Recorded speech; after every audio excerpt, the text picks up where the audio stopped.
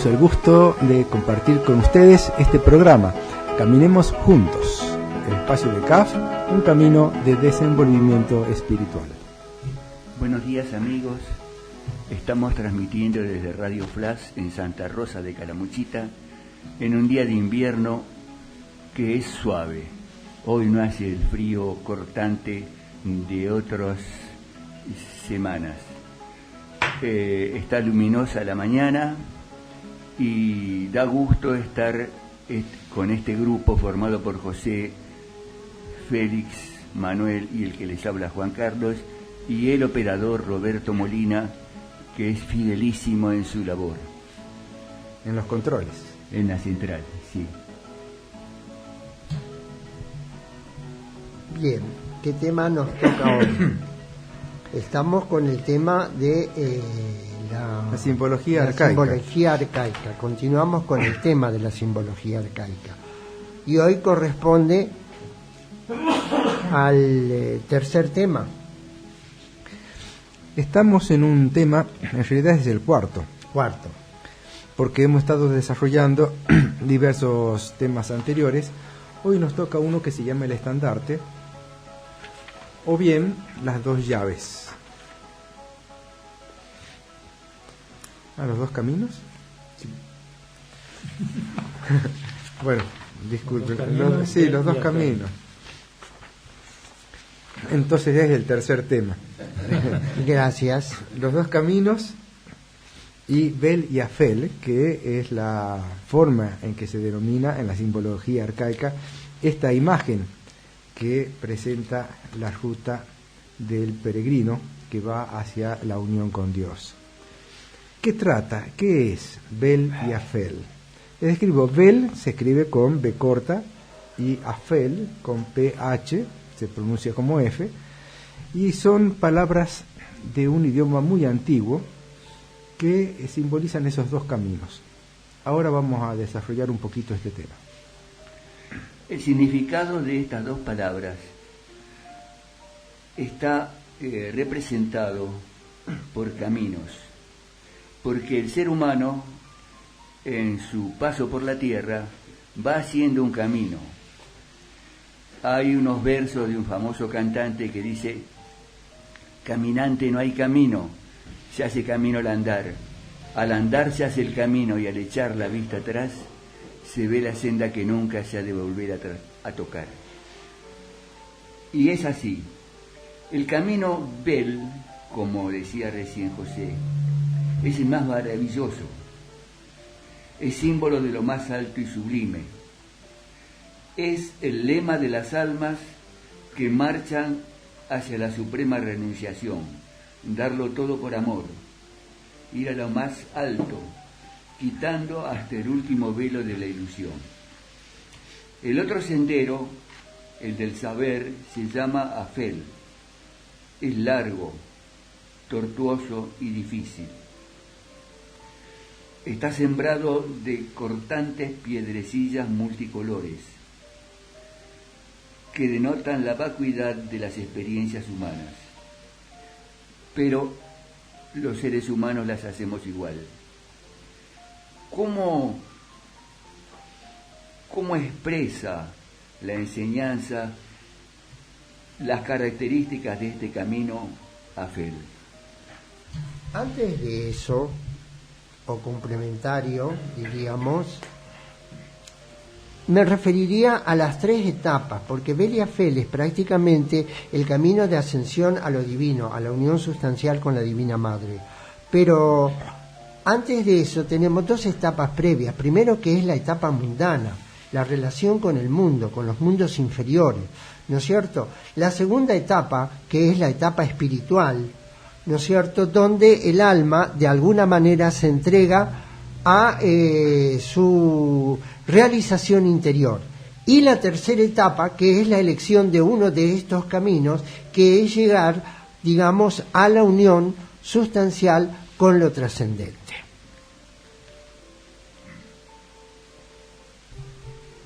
Estos caminos, si bien la enseñanza nos pone que siempre hay que elegir uno u otro sendero, están representando dos vías distintas para llegar a lo divino.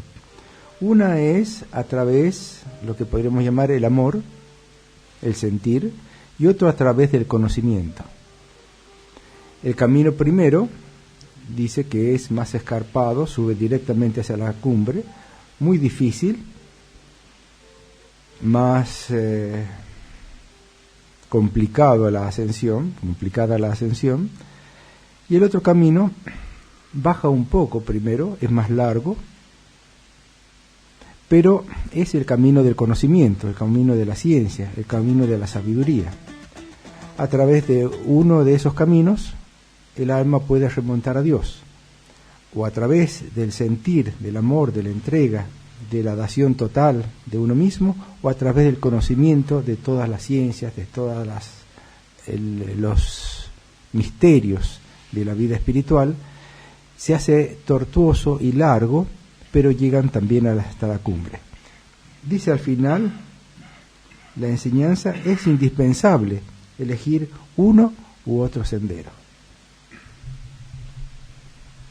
La enseñanza nos dice en el comienzo: en la gruta de los juicios está guardado el libro de todos los tiempos, que nunca ha podido leer mortal alguno. Es un libro que ni el agua daña, ni el fuego quema, ni ha podido el tiempo borrar sus caracteres.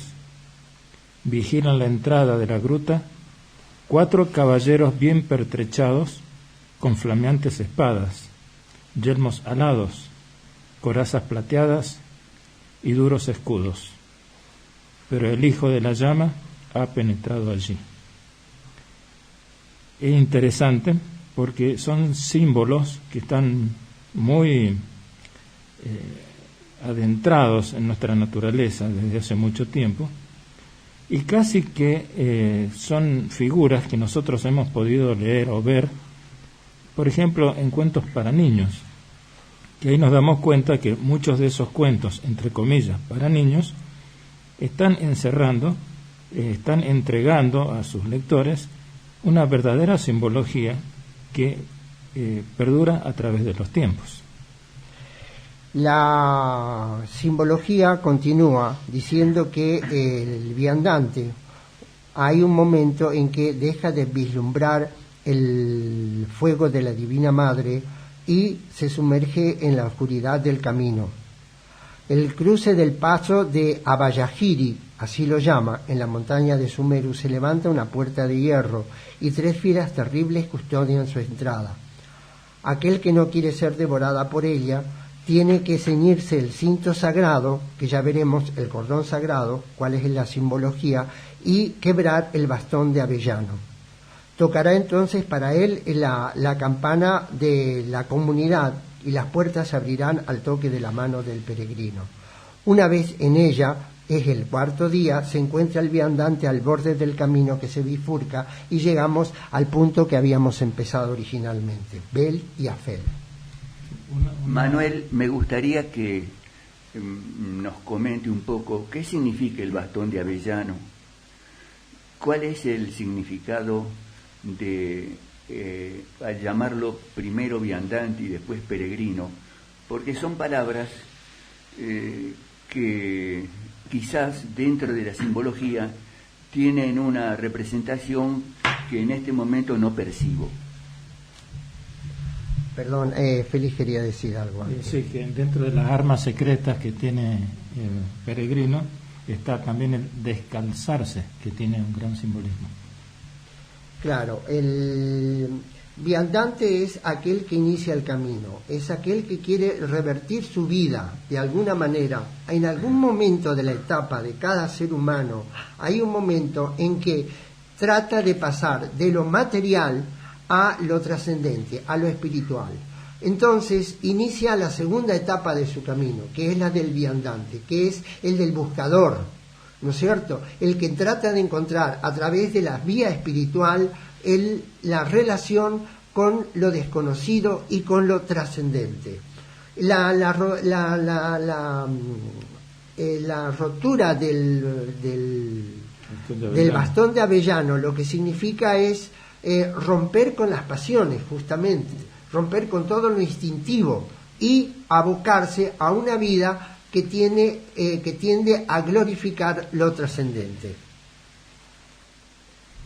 Un comentario anexo es que me parece que si lo pasamos, lo transpolamos a este significado a la vida diaria, vamos a observar que en distintos momentos de nuestra vida, en muchos momentos de nuestra vida, se nos presentan dos caminos, como dos opciones, qué actitud tomar ante ellos y cuál elegir. Pueden presentarse esas dos opciones a lo largo de todo nuestro día. Siempre hay una posibilidad de hacer algo mejor, de tener una contestación distinta o seguir con nuestro estado de conciencia. Y hay en nuestra vida puntos especiales donde hay decisiones mucho más importantes. Cuando uno va a elegir una carrera, cuando uno va a cambiar de vida, si es que va a casarse, si es que va a trasladarse a otro lugar, a vivir en otro país, hay como momentos que significan mucho más cambios en nuestra vida. También ante esos cambios tenemos la posibilidad de discernir y elegir. Esa elección puede llevar a transformar mucho más nuestra vida que aquellos cambios cotidianos, pequeños, que se van sumando también a nuestras decisiones y a nuestra trayectoria. Una vez un maestro espiritual invitó a su discípulo a tomar el té con él. El discípulo lo había hablado por teléfono y le había dicho lo complicado que estaba el día para él. Tenía que hacer esto, aquello, lo otro y lo de más allá, y todavía lo estaban esperando porque quizás si le quedaba tiempo la otra cosa y la responsabilidad del día siguiente. Entonces el maestro le invita a tomar té. Se sientan los dos frente a la mesita del té, está la tetera, las dos tazas, y el maestro se sirve el té en su taza. Y después, mientras el discípulo sigue hablando, el maestro va volcando el té de la tetera en la taza del discípulo. Cuando llega al borde, sigue volcando té. El té desborda la taza, llena el plato y del plato se vuelca sobre la mesa. Entonces el discípulo, angustiado y enojado, le dice: maestro, ¿qué hace? Y el maestro le dice: ¿ves? Eso representa tu vida. Has cargado tu vida con más obligaciones que las que puedes absorber. Entonces te desbordan. Y cuando te desbordan, te inundan. Y cuando te inundan, te ahogan. Hijo mío, tienes que cambiar el modo de tu vida. Ese es el camino de Afel, lleno de complicaciones, lleno de obligaciones, lleno de corridas y llegadas de apuro a todas partes. ¿Y por qué? ¿Por qué no nos limitamos a la realidad?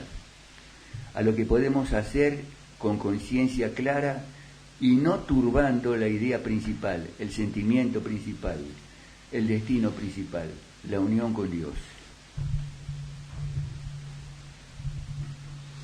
Habíamos considerado que la segunda parte se refiere a la vida espiritual o la vida religiosa, y habíamos hablado en la simbología que además había que atravesar la puerta de hierro, y la puerta de hierro significa la dura disciplina con que el discípulo tiene que orientar su vida para reencauzarla y salir de esa taza llena, como decía Juan Carlos, y vaciar la taza y transformarla, ¿no es cierto?, en un cuenco vacío donde pudiera cargar lo nuevo, lo que nunca había vivido hasta ese momento, y que en realidad no es volver a cargar la taza, sino simplemente aprender a conducirse con la taza vacía.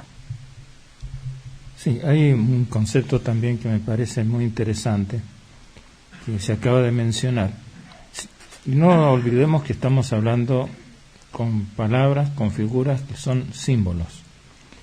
Y cuando se habla de camino religioso, se está hablando de religar, volver a unir aquello que alguna vez estuvo unido, que es nuestro estado primigenio de unión con lo divino. Hago esta aclaración porque no quiere decir que todo el mundo tenga que entrar en lo que hoy llamamos en religión. Y no niega que muchas o todas las personas que no están en religión no puedan hacer vida espiritual. Claro que pueden, de hecho lo hacen. Entonces es importante ver claramente que cada ser, cada persona en la actividad que está desenvolviendo está haciendo un trabajo interior que lo lleva a la unión con Dios. Y en cualquier oficio, en cualquier trabajo, siempre se le presentan a uno estos dos caminos.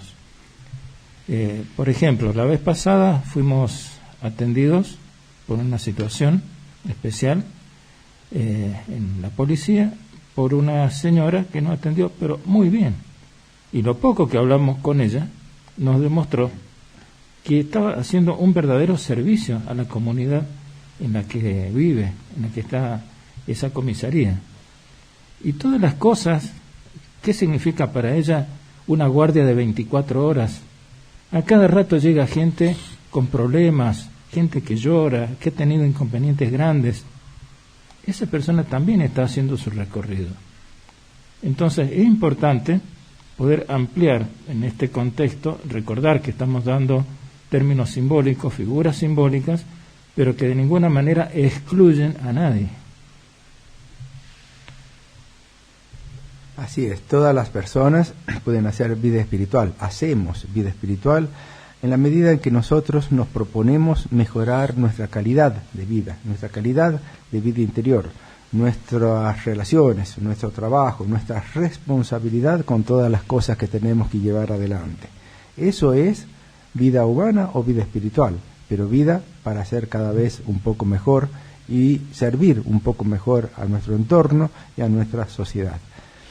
Yo quería también reflexionar sobre algo que leí hace unos días, y es que nosotros estamos hablando de la simbología arcaica como imágenes que describen la marcha del alma hacia la unión con Dios, algo que apareció quizás en el antiguo Egipto o en culturas de hace mucho tiempo, milenarias. Pero también en este libro que leí, referido a un científico, Joseph Campbell, que habla de los mitos en las distintas regiones del mundo, menciona que en sus estudios ha descubierto que hay mitos, hay simbologías en distintas culturas que representan lo mismo. Es decir, en distintas culturas de distintos lugares del mundo, sin conexión entre sí, existen los mismos símbolos del crecimiento espiritual o de la iniciación como persona, como hombre, como pareja, como ser humano. Esas mitologías aparecen en el inconsciente colectivo. No se saben por qué ni cómo. Y si eso es así, quiere decir que hay una conexión entre los seres humanos y entre las culturas mucho más allá de lo que nosotros vemos y percibimos.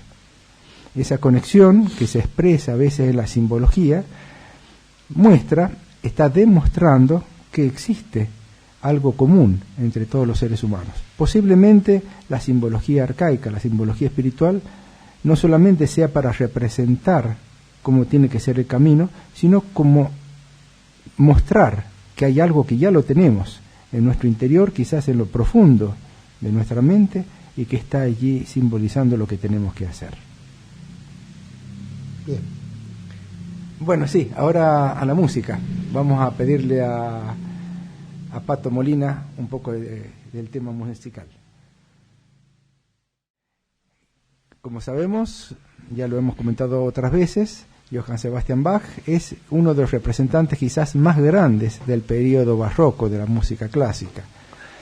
Vivió en Alemania, hizo música sacra, música orquestal, música para distintos instrumentos, música coral, una infinidad de cosas, y hoy se considera uno de los compositores quizás más grandes de todos los tiempos.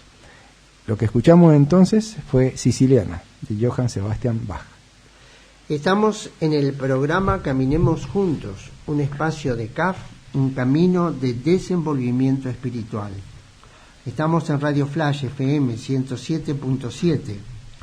Los teléfonos para comunicarse con nosotros durante el programa en la radio 03546 420 007 o bien fuera del programa o dentro de él 03546 538 109 538 112.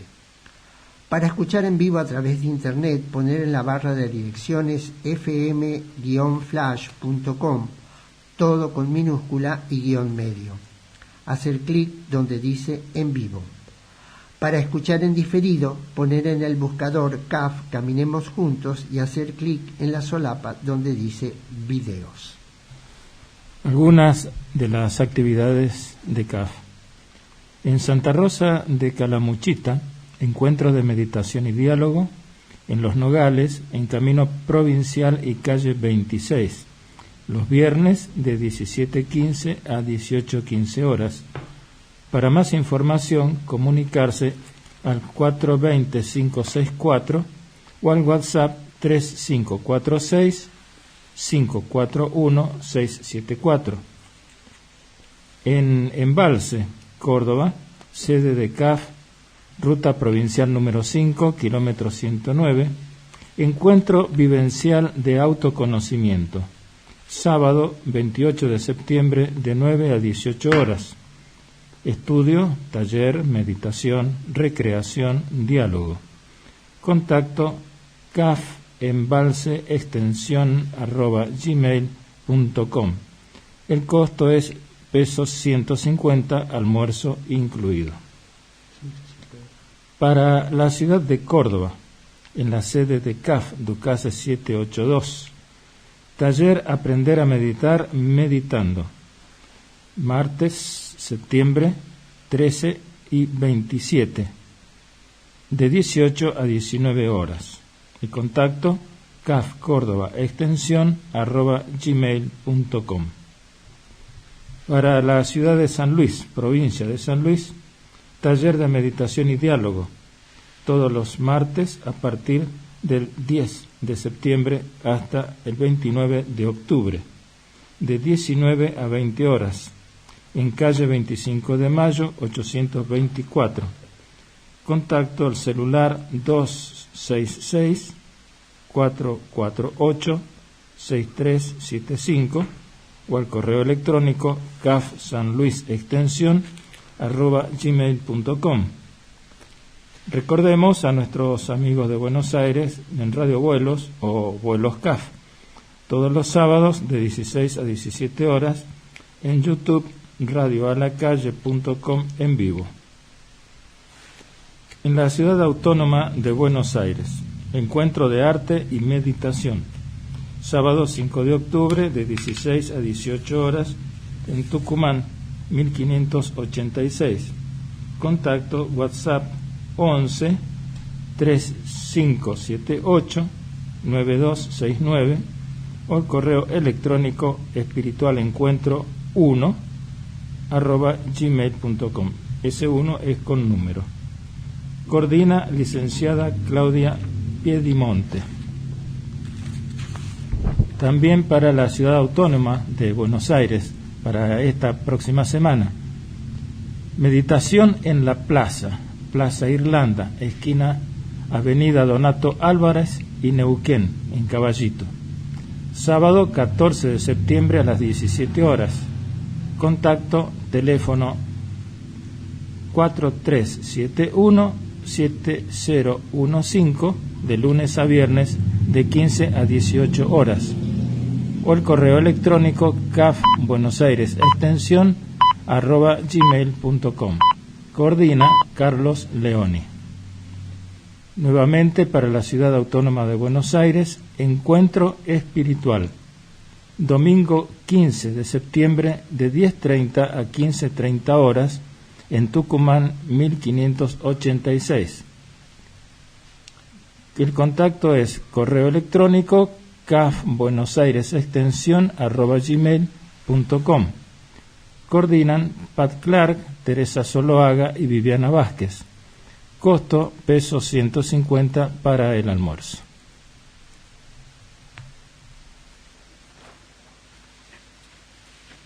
Continuamos en el programa Caminemos Juntos, un espacio de CAF, un camino de desenvolvimiento espiritual. Para esta parte del programa tenemos aquí un invitado muy especial y conocido, ya lo tenemos como amigo desde hace bastante tiempo. Es Juan Perona, es kinesiólogo y fisioterapeuta. Buen día, Juan, ¿cómo le va? ¿Qué tal? Buen día, ¿cómo le va? ¿Qué tal la audiencia? Una alegría tenerlo con nosotros. ¿Qué diferencia hay entre kinesiología y fisioterapia? Una explicación sencilla para que entendamos nosotros y los oyentes. La kinesiología es el tratamiento a través del movimiento y la fisioterapia es tratar el dolor a través de agentes físicos como aparatos. Por eso somos licenciados en kinesiología y fisioterapia y no fisioterapeuta solo. Ajá. La currícula en 1986 era solo fisioterapeuta, una carrera de 4 años. Y a partir de ahí salió la licenciatura en kinesiología y fisioterapia, que son 5 años más 1 año de residencia en un hospital, 960 horas, obligatorias. Ajá. Para que te den el título en kinesiología. Estamos tratando con personas, entonces tenés que tener sí o sí una práctica, una pasantía en un hospital con gente que te esté guiando, por así decirlo. ¿Usted dónde estudió? ¿Y dónde Yo estudié en la Universidad Nacional de Córdoba. De Córdoba. ¿Y la práctica esa se hizo en Córdoba también? Sí, la hice en el Hospital Italiano de Córdoba, en las 960 horas, y después tuve un año más, capaz que más de un año, en Instituto Atlético Central Córdoba, el club de fútbol. Sí. En ese momento estaba en primera división, bueno, ahora está jugando en la segunda categoría, que es la B. ¿Cómo se inicia la historia de la fisioterapia y la kinesiología? Es decir, ¿por dónde empieza en realidad? Porque creo que nos habías dicho que habías estudiado otra cosa antes. Sí, yo tuve otro paso por otra carrera antes, pero me tiré por la kinesiología y la fisioterapia porque uno de mis hermanos es kinesiólogo y yo veía cómo él trabajaba con el trato de las personas, el día a día, y eso me fue atrapando, me gustó, y más aún en el momento que yo estaba estudiando en la carrera me daba cuenta que a mí me gusta mucho el deporte, por más que no lo juego y no tengo condición para el deporte, pero me gusta estar de alguna manera. Y me di cuenta que puedo estar en lo que a mí me gusta, que es trabajar en deportología. Asistir al deportista. Y desde ahí, bueno, sacar, la kinesiología es muy amplia. Yo de la parte de deportología saco todo lo que hago reumatología, traumatología, respiratorio, todo eso lo hago sin problema.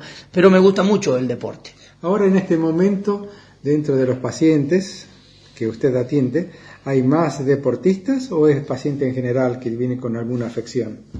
No, siempre es variado. ¿Variado? Sí, variado. Yo trato de ubicarlos primero, bueno, ver qué tiene cada uno y ubicarlos en un horario o en lo que de acuerdo a lo que tenga mi grilla.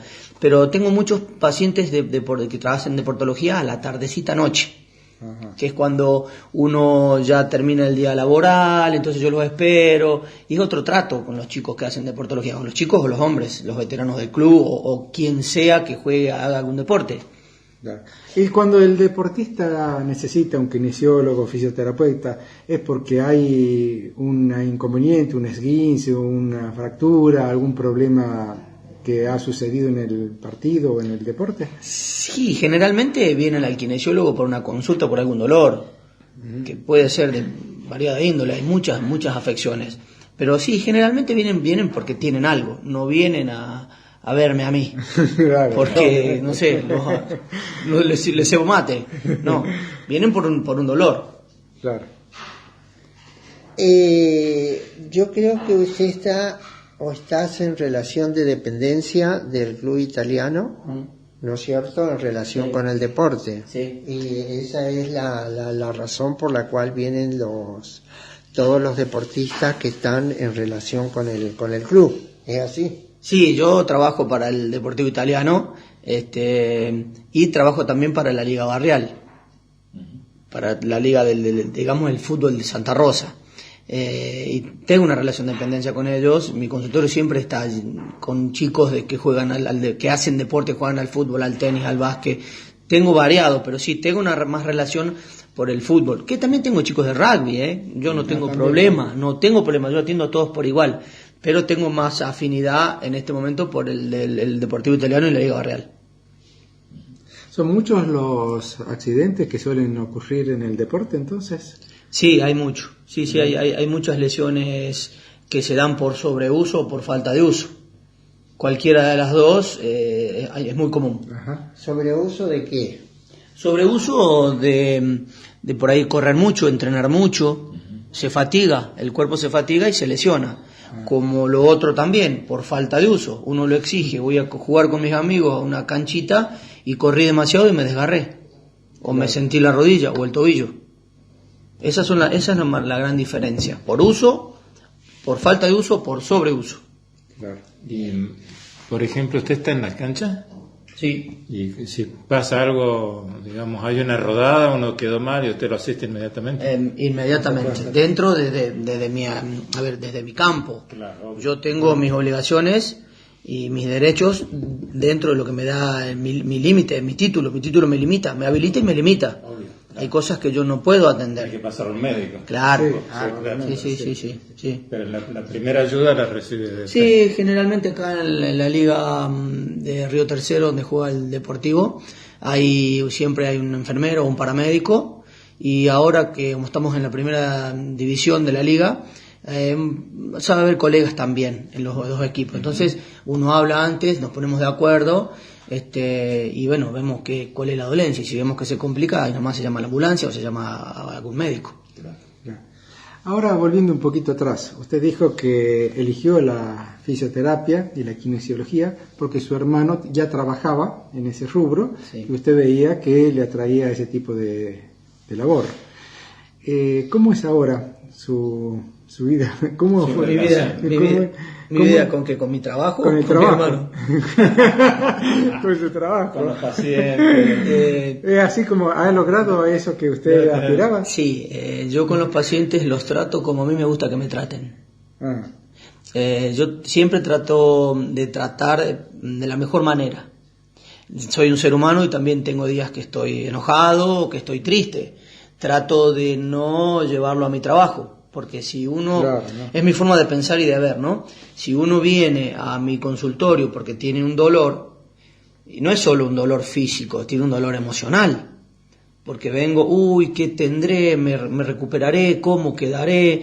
¿Me va a doler mucho? ¿No me va a doler? ¿Voy a poder seguir jugando o no? ¿Voy a poder haciendo lo que estaba haciendo? Entonces, si yo lo atiendo mal, o soy frío o distante, no me parece que vaya a salir adelante en tiempo y en forma. No, claro. Entonces, yo trato es como a todo. Que ayuda también la relación humana. Mucho. Siempre ayuda a la recomposición física.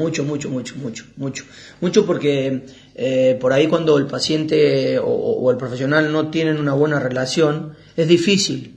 Porque yo lo voy a ver 10 días, o 15, o 20, o 30, o 40 días, depende de la lesión que tenga. Claro. Entonces, si yo no formo un vínculo con él, es muy difícil, me es muy difícil. Claro. Es que generalmente uno termina siendo conocido, no sé si amigo, pero conocido seguro. Porque durante esos 10 días uno habla de todo, de la vida, habla con el paciente. Haciendo mi trabajo, pero uno habla de muchas cosas. Entonces uno empieza a tener afinidad con casi todos.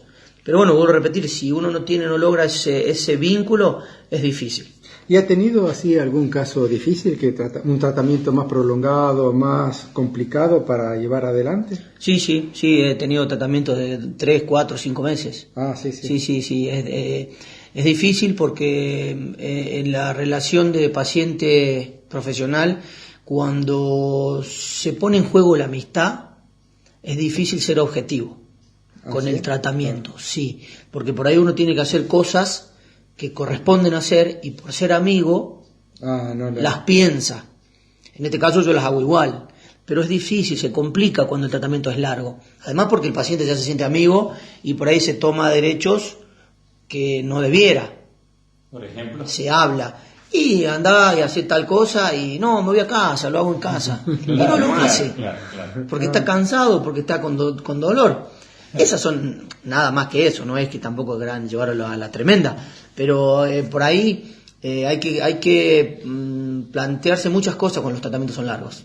Y siempre continuamente ir cambiando, ir innovando, porque si no uno se aburre de ser siempre lo mismo. No, es lindo, a mí me gusta. Sí. O sea, habría que buscar, si entendí bien, el modo de exigirle al paciente hasta donde puede, ¿no es cierto?, sin que se sienta mal, pero que hay que exigirle lo mismo. ¿Es así? Tiene que hacer el trabajo. Sí, el trabajo hay que hacerlo. O lo haces conmigo en el consultorio, yo tengo casi 90 metros cuadrados, y lo adecué a la situación. Mi paciente quiero que haga el ejercicio enfrente mío. Yo le enseño a hacer el ejercicio y lo estoy mirando y lo voy corrigiendo, porque no es lo mismo que vos hagas aparatología, agentes fisioterapéuticos que son el ultrasonido, la magneto, el TENS, y que en tu casa haga los ejercicios. ¿Y cómo los haces en tu casa? ¿De qué manera los haces? Claro, ¿Los haces? O lo haces bien o no.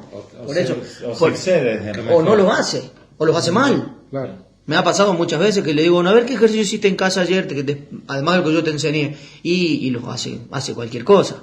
Entonces, el profesional tiene que estar acá arriba de cada paciente y viendo qué es lo que está haciendo. Sí, porque si no es muy difícil en casa hacer los ejercicios. Aparte que no tiene la misma voluntad. Claro, fui media hora, ya está, 40 minutos, una hora, ya está, ya lo hice, mañana será otro día. No alcanza. El día tiene 24 horas y si vos vas una hora, no te alcanza. Yo por ahí los tengo 2, 3 horas, 1 hora y media, no tengo problema en eso. Porque yo quiero que mi paciente salga adelante. Y no me quedo con nada. Siempre voy a todo lo que puedo. En el caso de que una persona no tuviera un problema específico, ¿lo mismo la kinesiología puede recomendar ejercicios para que uno haga aunque esté sano? No, porque para eso iría a un profesor de educación física o a un gimnasio a moverse, a un personal trainer de última instancia. Pero la kinesiología es para devolver una función perdida o algo olvidado. ¿En qué sentido? Yo con la kinesiología y la fisioterapia trato de devolverte una función que vos perdiste por X motivo. Una fractura, un esguince, un desgarro, un problema neurológico. Una operación. O una cirugía. Claro. Sí, feliz. Tu cadera. Es así, sí. ¿Algún hecho así interesante? ¿Algún paciente especial que a usted le llamó la atención? ¿Un trabajo así que sea bueno para destacar? Que me haya marcado, sí. En el hospital italiano yo estaba haciendo mi residencia y me tocó ir a terapia. Una mujer que había estado 40 segundos clínicamente muerta. Ajá. Bueno, le hicieron toda la etapa de reanimación y la mujer regresó. Y bueno, la estaba atendiendo normalmente y uno de los días voy a buscar al office, al lugar donde están las historias clínicas, para ver qué es lo que había que hacer o cómo evolucionaba o qué le habían hecho. Porque no podés ir vos y meterte al ver al paciente sin saber qué es lo que tiene o qué es lo que está, cómo viene su evolución clínica. No evolución clínica, cómo viene la clínica, qué le están haciendo y qué no. Y bueno, voy a verla, no estaba en terapia, con la grata noticia que estaba en piso. Entonces voy a verla a piso y la mujer, entro, me presento y me dice, no te presentes, sos Juan. ¿Sí? La mujer estaba en coma inducido, estaba inconsciente. Por ahí abría los ojos, sí, pero con una traqueotomía la mujer no podía hablar. Entonces cuando yo llego... ¿Era una mujer mayor? No, una mujer tenía unos 60 años más o menos, no es tan mayor, sí, claro. Pero no tan mayor, no una mujer añosa de más de 75. Sí. Y bueno, y de ahí un par de cosas que me contó y me quedé sorprendido. Entonces sí, esa fue una de las pero que cuando ella dice no te presentes, ¿era en ese momento o en el momento en que estaba en terapia y la vida? No, en ese momento que yo voy a la habitación número 208, no me olvido más. Ella estaba ahí sola, porque podía estar sola en esa habitación, y no hizo falta presentarme. ¿Pero quiere decir que ella tuvo como una percepción suya? No lo sé. ¿Extrasensorial? No lo sé. Ella me cuenta que hablaba con Jesús y lo veía Jesús. Ajá.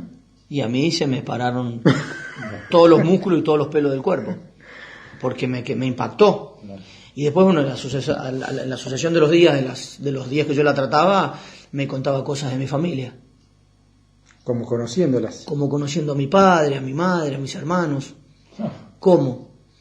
Una persona que yo nunca la había visto. Extraño, ¿no? Es muy extraño. Que me diga, tu papá hace tal cosa, tu mamá tal otra, tu hermano se llama así. Yo nunca había hablado con ella. ¿Quién le iba a decir? Entonces uno piensa decir, wow, ¿qué pasó? Chanfle. Claro, te deja medio atónito. Sí, seguro. Esa fue una de las experiencias que más me marcó. Sí, me quedé perplejo. Sí, obviamente es así. Sí. Supongo yo que cuando uno tiene ese trato humano con una persona, con un paciente, aunque sea por un tiempo limitado, cortito, debe quedar como una amistad, como una experiencia enriquecedora, ¿no? ¿Qué tiene para decirnos de eso? Siempre te queda algo. Yo espero que siempre les quede algo de mí también, de que los traté bien o de que los ayudé, pero principalmente de que fui buen tipo, buena persona, que es lo que más me interesa, ser buena persona y buen tipo con mis pacientes. Bueno, amén de sacarles el dolor y que queden de la mejor manera posible. Claro. Pero sí, a mí me gusta que la gente me recuerde como que soy buen tipo. Está bien. Fundamental. ¿Hubiera sido lo mismo si hubiera tenido otra profesión? Y yo creo que sí, porque mi personalidad no se basa en mi profesión. Yo ya lo vengo trayendo adentro. No creo que la profesión te dé para tener fue el una forma. medio. Claro, fue un canal para llegar a. Claro. Pero yo creo que como uno está formado, como uno viene de cuna, eso es importantísimo. Que te enseñen valores. Quiere decir que esa formación fue como los valores que le inculcó la familia. Sí. ¿Te parece así? Sí. Sí, en mi casa, bueno, yo recién les comentaba a ustedes, en mi casa siempre hubo mucha gente, muchos amigos de mis abuelos que venían, que entraban, que salían, y siempre el buen trato con la gente. Y bueno, yo fui a lo mejor puliendo o aprendiendo cuando una persona viene con dolor, que bueno, ya lo hablamos. Si yo tengo dolor y quiero buscar una ayuda, necesito más que un médico o un kinesiólogo, un amigo, un hombro en quien apoyarme, que me dé una mano. Sí. Muchas veces lo encontraba y muchas veces no, pero por lo menos eso. Claro. Intentar. Si no intentamos, la cosa ya está perdida. Sí. Bueno, usted tiene una manera de ser muy natural que le permite relacionarse rápidamente con la gente. Sí, eso es bueno. En el caso de su profesión, eso es como una ventaja, como una herramienta más que hace bien a los pacientes. Muchos me dicen eso, pero bueno, es mi forma de ser. Y está bien, a mí me parece que es fantástico. Además es capaz de hacer hablar un muerto, es decir, eso no tengo ninguna duda. Es decir, conociéndolo como lo conocemos es así. Sí, me parece que eso es muy bueno. Los pacientes me dicen, ya está hablando un poco, deja de hablar. Bueno, me encanta hablar, es gratis. Bueno, este señor es Juan Perona, kinesiólogo y fisioterapeuta, nos está visitando aquí, nos ha transmitido su experiencia, no solamente como profesional, sino su experiencia humana. Como persona, que es lo más importante. Sí. Sí. Así que bueno, Juan, le agradecemos mucho esta visita y bueno, siempre están las puertas abiertas del programa para alguna otra vez. Muchas gracias. Y de la casa, por supuesto. Bueno, muchas gracias, yo me siento muy cómodo con ustedes, así que se los agradezco. Hasta pronto. Hasta pronto.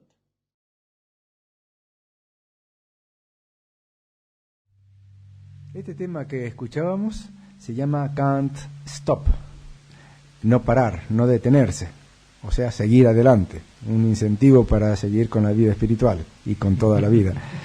Era interpretado por un guitarrista, Luca Stricagnoli, un guitarrista italiano, nacido hace 28 años, y tiene una técnica, ustedes habrán escuchado, como si fuera que hay varios instrumentos tocando allí. Es una sola guitarra y la técnica se llama fingerstyle, que significa golpes con los dedos, acústicas con distintos usos de la mano, con el puño. Además, él usa una guitarra con 3 mástiles. Es realmente asombroso verlo tocar, y es interesante visitar sus sitios en YouTube, porque una cosa es lo que se escucha y otra cosa también es cómo interpreta la música allí. ¿Y si son 3 mástiles, cuántas cuerdas son? Creo que hay distintas cantidades de cuerdas en cada mástil. 6 en el primero, no sé cuántas en el segundo. En el último hay solo 2 que hacen unas melodías. Pero muy, muy importante y muy interesante y muy curioso cómo se ve tocando su instrumento. Es un guitarrista acústico, conocido por su estilo único y sus innovadoras técnicas de interpretación. Su enfoque original de la música lo ha llevado a una variedad de éxitos, desde obtener más de 100 millones de visitas en sus videos musicales hasta tener la oportunidad de presentarse en todo el mundo. Quiere decir que sus videos en YouTube y en su página tienen ya más de 100 millones de visitas. Usando hasta 5 guitarras en la misma pieza, capos modificados y estratagemas autoconcebidas, Luca continuamente deja a su público asombrado y preguntándose qué sigue para el prometedor guitarrista. Luca Stricagnoli. Estamos transmitiendo el programa Caminemos Juntos, un espacio de CAF, un camino de desenvolvimiento espiritual. El sitio web de CAF es www.caf.org. CAF se escribe C-A-F-H. El correo para comunicarse con nosotros sobre el tema del programa, infocaf@gmail.com.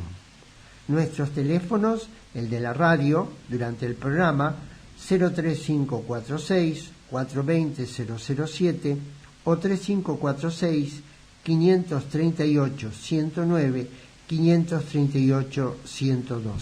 Estamos en Radio Flash FM 107.7. Y sí, esto de seguir adelante en el oficio que uno tiene, en el trabajo y en la vida, nos permite corregir errores. Recién me señalaba muy bien Manuel que cuando anunciamos la actividad de embalse, el costo, yo dije 150 pesos, son 500 pesos el almuerzo incluido. Así que vamos a releer algunas de estas actividades. En Embalse, Córdoba, sede de CAF, ruta provincial número 5, kilómetro 109. Encuentro vivencial de autoconocimiento, el sábado 28 de septiembre. Estudio, taller, meditación, recreación, diálogo. Contacto con algunos celulares es 3546-541-031 o 351-5575-915 o 351-352-3753. Sino el correo electrónico cafembalseextensión@gmail.com. Y como dijimos, el costo es de 500 pesos, el almuerzo incluido. Para la ciudad de Córdoba, en la sede de CAF, Ducase 782, taller Aprender a meditar meditando, viernes septiembre 13, de 18 a 19 horas. El contacto, correo electrónico cafcordobaextensión@gmail.com. Y para esta semana tenemos en la Ciudad Autónoma de Buenos Aires 2 actividades, una que se llama Meditación en la Plaza, en Plaza Irlanda, esquina Avenida Donato Álvarez y Neuquén, Caballito. Imagino que si llueve se va a suspender la actividad, porque es en la plaza.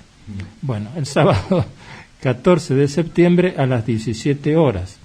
El contacto, el teléfono de la Fundación CAF, 4371-7015, de lunes a viernes, de 15 a 18 horas. O el correo electrónico cafbuenosairesextensión@gmail.com.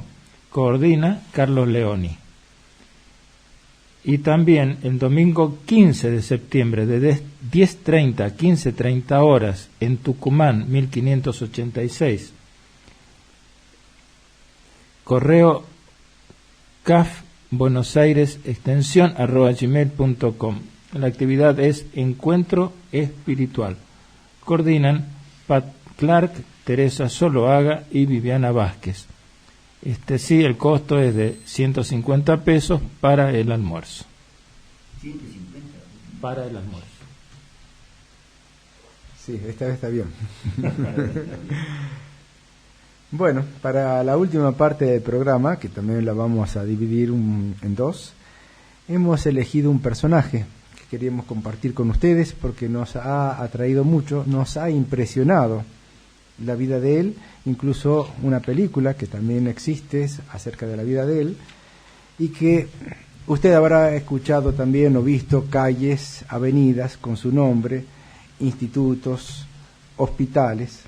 Se trata del español Santiago Ramón y Cajal, doctor Santiago Ramón y Cajal. ¿Conoce algo de él? Algo conocemos.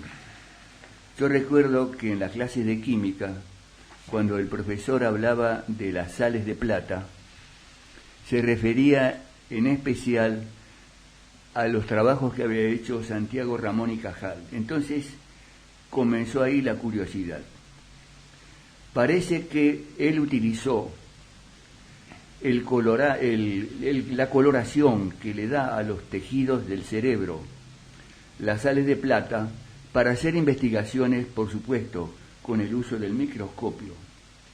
Sus descubrimientos acerca de la estructura del sistema nervioso y el papel de la neurona. Descubrimientos que lo llevaron a que le concedieran el Premio Nobel de Medicina en 1906. Acá Manuel tiene muchas informaciones que nos quiere compartir. Él comenzó la enseñanza primaria con su padre y terminó en el Colegio de las Escuelas Pías de la ciudad de Jaca, donde inició el bachillerato y se graduó en 1868. Se aficionó a la pintura. Era realmente un experto para el dibujo y la pintura, y también se aficionó a la fotografía, cosas que después lo ayudaron en sus investigaciones. Practicó el ejercicio físico y adquirió gran desarrollo muscular. En la Universidad de Zaragoza cursó la carrera de medicina y se lo nombró alumno ayudante de disección en 1871-1873. Porque pero, en realidad... pongamos un poco de contexto, me parece no dijimos el año de nacimiento. Es a mediados del siglo XIX, 1852. 1852, Nació primero de mayo de Aragón. 1852. Aragón. El Día Internacional del Trabajo. Primero de mayo de 1852. No sé si en aquella época ya existía el Día del Trabajo. Nació en Aragón, provincia de Navarra, España.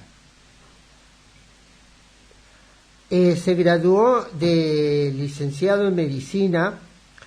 Una vez que se graduó, fue llamado al servicio militar en el regimiento de Burgos con el grado de teniente que era un profesional. Y de ahí fue trasladado a Cuba, donde realmente sufrió la disentería y paludismo y llegó hecho un escracho de nuevo. Lo enviaron. Fue enviado a Cuba porque había una guerra en Cuba. Creo que era una guerra civil en ese entonces. Era la guerra de liberación de Cuba del dominio, porque Cuba era una colonia española. Ah, bueno, entonces él fue como asistente médico, pero el peor problema fue que había muchas enfermedades y contrajo la disentería y el paludismo que casi lo llevarían a la muerte. Por esta razón fue devuelto otra vez a España. Y ahí inicia su carrera docente, que prácticamente lo hace en noviembre de 1875. En 1877 Fue profesor auxiliar interino de la propia facultad y titular de la Cátedra de Histología y Anatomía Patológica en la Universidad de Barcelona en 1887. En 1879 es nombrado director del Museo Anatómico de la Facultad de Medicina de Zaragoza y catedrático de Histología y Anatomía Patológica de la Facultad de Madrid. Este cargo lo mantendría por 30 años, hasta mayo de 1922. Falleció en Madrid el 17 de octubre de 1934. Pero antes queremos contarle algunos sucesos importantes en la vida de Ramón y Cajal como investigador, es decir, su obra científica. Hay biógrafos que, más que hablar también de los hechos puntuales que efectuó, hablan también de sus características y de su personalidad. Y se dice que Santiago Ramón y Cajal era una persona, digamos, muy terca, tosuda, que cuando se le ponía algo iba hasta el final para conseguirlo, pero en el aspecto positivo, porque a veces hay algunos tercos y tosudos que no queremos cambiar de idea a veces cuando la evidencia nos dice que hay que cambiarla. No, esto se refiere a que era un espíritu muy emprendedor y que cuando se ponía algo tenía toda la energía puesta en el estudio, en investigar, en resolver, realmente en resolver el problema. Fue así que también consiguió, cuando volvió de Cuba, esos puestos en las universidades de Zaragoza, como se describió recién. Y así hay más todavía. Hay una anécdota de él cuando tiene 8 años, y que era un chico justamente, como decía recién José, además era muy rebelde, es decir, tenía su carácter el hombre. Y este chico que era muy rebelde y que traía problemas en la escuela, entonces el padre lo puso a trabajar, a que aprendiera el oficio de barbero, para lo que mostró realmente una habilidad extraordinaria. Cuenta la historia que gracias a esto le permitió hacer muy finos cortes cuando estudiaba el cerebro para ver en el microscopio. Así que es como que la vida lo fue preparando precisamente para aquello que estaba destinado. Hay prácticamente 3 etapas en la vida de él. La primera etapa, que abarca de 1877 a 1887, escribió un sinnúmero de monografías sobre los distintos estudios que él estaba haciendo. En 1877 se encuentra documentado que ingresa en la logia masónica. Él era masón, con el nombre simbólico de Averroes, el médico andaluz. En la segunda etapa, que es la más importante, podríamos decir, en 1888, definido por el propio Cajal como su año cumbre, descubrió los mecanismos que gobiernan la morfología y los procesos conectivos de las células nerviosas, de la materia gris, del sistema nervioso cerebroespinal. Eso fue en la primera etapa. La segunda. En la segunda etapa. También, claro. Tenemos que citar también sus monografías de 1888 a 1903 sobre las fibras nerviosas de la capa molecular del cerebro, coloración por el método de Golgi de los centros nerviosos de los embriones de pollo, nuevas observaciones sobre la estructura de la médula espinal de los mamíferos. Es en la tercera etapa, de 1904 a 1934, que trabajó con métodos creados por él mismo, con el nitrato de plata, y escribió la monografía Las células estrelladas de la capa molecular del cerebelo. Aquí son numerosas las monografías y citarlas todas va a ser un poco monótono. Sí. Finalmente, podemos decir en 1913, acción neurotrópica de los epitelios. Él propuso la existencia de las espinas dendríticas, una pequeña protuberancia en la membrana del árbol dendrítico de ciertas neuronas, donde se produce la sinapsis con un botón axonal de otra neurona. Es curioso, recién en la segunda década del siglo XX, la prueba de estos descubrimientos llegó una vez desarrollada la microscopía electrónica, que, como decimos, aconteció en la segunda década del siglo XX. Se anticipó utilizando métodos menos rigurosos, digamos, menos complicados, utilizando su capacidad de observación extraordinaria y su intuición. ¿Cuál es la parte más importante, digamos, la parte clave del estudio de él? Porque hasta ese momento, ¿cómo se concebía el sistema nervioso? El sistema nervioso se lo concebía como una red. Como una continuidad. Como una continuidad. Claro, él lo que descubre es que justamente es la parte importante, destacada de todo su estudio, es que las neuronas tienen una comunicación no continua, sino que por contigüidad entre las dendritas, que son las terminaciones de una neurona a la otra, se pasa una energía que es la que describe justamente Ramón y Cajal. La energía eléctrica. Lo interesante de esto es que él descubre esto ya con un microscopio que era limitado, porque él no podía percibir lo que realmente estaba describiendo.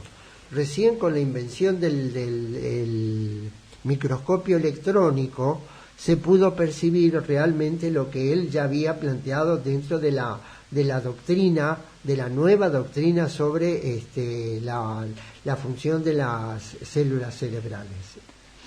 Antes de pasar a la música, para otro tema, quería comentarles una anécdota que se ve en los libros de sus biógrafos y también en la película, que cuando él tiene ese gran descubrimiento, va a una feria científica en Berlín, Alemania, donde presenta en un stand sus trabajos, su microscopio y los estudios que él tiene allí. Pero resulta que la cantidad de científicos que visitan la feria no se acercan a su stand, van a otros stand donde hay más médicos conocidos, y así pasan varios días.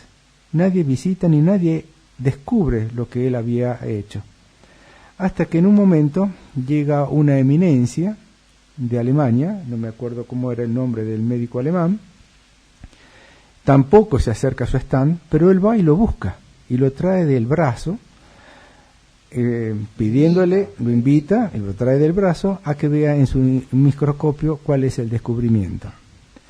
Este señor alemán empieza a ver, inmediatamente cambia su rostro y ve que es algo muy importante para la ciencia, y empieza a pedir más información a él, hasta que descubre que realmente es algo extraordinario lo que está ante sus ojos. Y le dice, entonces, he descubierto esto, Ramón y Cajal, y el médico alemán le dice, yo también tengo un descubrimiento, lo he descubierto a usted. Qué bien. Don Santiago Ramón y Cajal también amaba la literatura, era un hombre múltiple, y publicó cuentos de vacaciones, narraciones pseudocientíficas, y en 1905 El Quijote y el Quijotismo, discurso leído en el 300 aniversario de la publicación de El ingenioso hidalgo Don Quijote de la Mancha, que, como sabemos, fue la obra cumbre de la lengua española. Bueno, y vamos a pasar a la música. El músico, como decíamos, Lito Nebbia, nació en Rosario, provincia de Santa Fe, en 1948, o sea, tiene 71 años en este momento.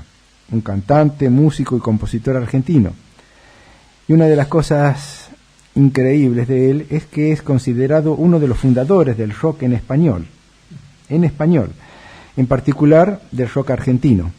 Su canción, por ejemplo, La Balsa, de 1967, en coautoría con Tanguito, interpretada por su banda Los Gatos, desató el éxito masivo del rock en español en Argentina y ha sido considerada la mejor canción rock de la historia argentina, según la revista Rolling Stone y la cadena MTV. A fines de la década de 1970, fundó el sello independiente Melopea Discos y en 1985 recibió un premio Konex de platino como el mejor autor-compositor de rock. Bien, continuamos entonces con Santiago Ramón y Cajal. Pero ahora nos vamos a centrar un poquito en su gran experiencia. Mientras preparaba su cátedra, ya habíamos visto que él empezó prácticamente la docencia una vez que vuelve de Cuba, ¿no es cierto? Cuando ya se recompone de su estado físico, monta su propio estudio científico en su casa, impulsado por la curiosidad y la maravilla de los microscopios. A Ramón y Cajal se lo describe como el padre de la neurobiología moderna, gracias al perfeccionamiento del sistema de detección de las células creados por Golgi. Ramón y Cajal pudo explicar con precisión la doctrina de la neurona, la estructura de esta célula y la sinapsis. Bueno, yo tengo acá un par de anécdotas que también nos muestran distintos aspectos de este señor. Otro asunto interesante, volviendo un poco atrás, cuando era chico, además de tener que trabajar como barbero, el padre lo mandó a trabajar con un zapatero. Esto le dio la destreza manual que necesitaba para lo que después iba a ser su trabajo científico. Y otro asunto interesante, por lo menos que yo no sabía, es que muchas de las fotos que han llegado a nosotros de Santiago Ramón y Cajal son autorretratos. Dice que en varias de sus fotos se lo ve con el puño cerrado. Y es que en ese momento no existía un control a distancia para sacar una foto. Había que apretar. Entonces él ocultaba entre sus ropas el manejo, el disparador, y entonces aparece en la foto con el puño cerrado. Realmente fue un adelantado en esto de las selfies que hoy están tan de moda. Otra anécdota también que la relatan algunos biógrafos. Dicen que cuando era pequeño iba a una escuela. Hubo una vez que había una gran tormenta en esa escuela, una tormenta eléctrica con rayos, centellas, relámpagos y todo tipo de cosas. Entonces estaban todos, era una escuela religiosa, estaban todos rezando porque estaban asustados. Hubo uno de los sacerdotes que subió al campanario a tocar la campana porque era la hora del toque, y él cuenta... En realidad era para alejar la tormenta. Era para alejar la tormenta. Sí, ese era el objetivo. Bueno, y él recuerda que ellos estaban orando el Padre Nuestro y en el preciso instante en que dice, mas líbranos de todo mal, en el preciso instante que dicen eso, cae un rayo en el campanario y mata al sacerdote. En realidad no era el sacerdote, es al sacristán. Al sacristán. Bueno. Eso fue un hecho importante en su vida que lo llevó él tenía 8 años, pero ya lo llevó a reflexionar que todo tenía que tener una explicación racional y científica. No empezó a creer que era por la oración que se había producido eso, por algo sobrenatural, sino que pensó que todo tenía su razón científica. Eso lo orientó en ese sentido en toda su vida. Así es. Y cuando recién se mencionaba que Ramón y Cajal había utilizado los métodos de tinción de Golgi, se refiere a un médico italiano famoso también, Camillo Golgi, que fue rector de la Universidad de Pavía y recibió el premio Nobel junto con Ramón y Cajal en el mismo momento. ¿Por qué? Porque el Golgi fue el que inició el estudio de la tinción con sales de plata de diferentes tejidos humanos. Fue en 1888 cuando Cajal informó que las neuronas estaban unidas por contigüidad, habíamos dicho ya anteriormente, y no por continuidad. Y esto dio lugar después a su teoría más impresionante, la ley de polarización dinámica. Esta dice que la transmisión del movimiento nervioso es direccional y se debe a las relaciones entre las neuronas y al comienzo de la excitación. En experiencias posteriores, él fue demostrando mediante cargas eléctricas como, por ejemplo, los cuerpitos de las ranas respondían a los impulsos eléctricos de una determinada manera, y dedujo que de alguna forma esta unión por contigüidad se relacionaban a través de cargas energéticas, indudablemente, de cargas eléctricas. La doctrina de la neurona se formuló en 1891 y dice que la neurona es la unidad estructural y funcional del sistema nervioso, que son células individuales y que tienen tres partes: las dendritas, el soma y el axón, como ya fue explicado precedentemente. Cajal también descubrió las espinas dendríticas, microestructuras encargadas de la comunicación entre las células. El crecimiento axonal permite el desarrollo del sistema nervioso. Vamos a repetir, porque creo que es bueno para memorizar, que la doctrina de la neurona indica que son células individuales y que tienen tres partes: la dendrita, el soma y el axón. Su campo fue más allá de la neurología, ya que también favoreció y acrecentó la fotografía en color. ¿Se imaginan? La fotografía en color, todo un pionero en esa tarea.